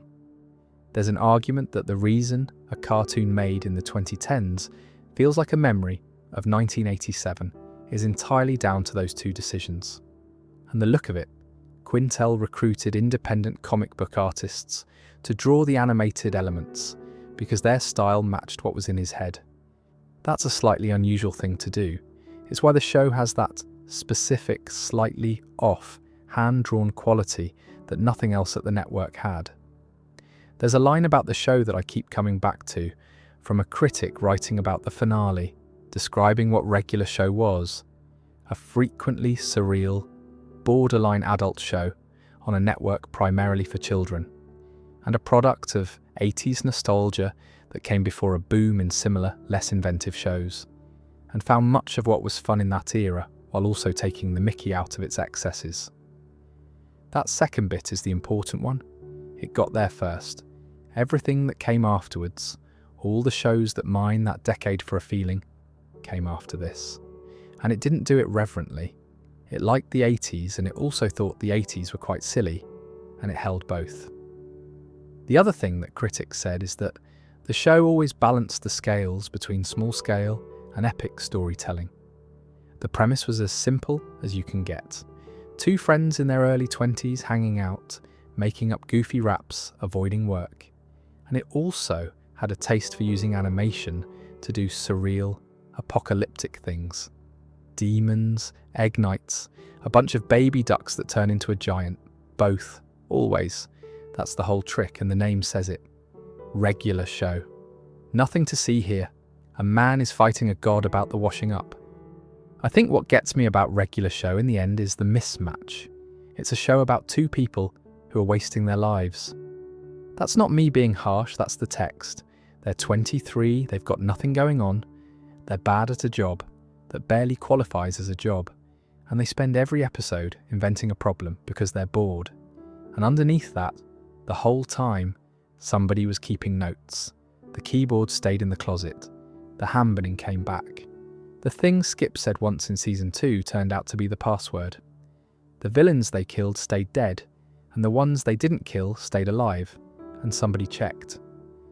Pops had powers years before anyone told you he was anything, and the fans who noticed were right. And the whole thing turns out to have happened before, an unimaginable number of times, with those same 6 people turning up to the same park to be annoyed about the same leaves, which should be bleak.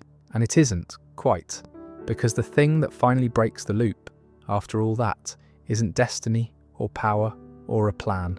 It's a bloke getting in the way because his friend was in trouble. And then another bloke choosing a hug over a punch and being polite about dying. The show spent 8 years arguing that the daft, small, wasteful things were the point. The bets, the games, the rubbish jobs and the arguments in the car. And then it built an entire cosmology whose only escape hatch was somebody caring about somebody else more than they cared about winning. That's a lot of scaffolding to hold up one idea. They built it anyway. And I think that's why the show holds up and why people keep going back to it. Because the thing it's actually about isn't the cosmology. The cosmology is a laugh.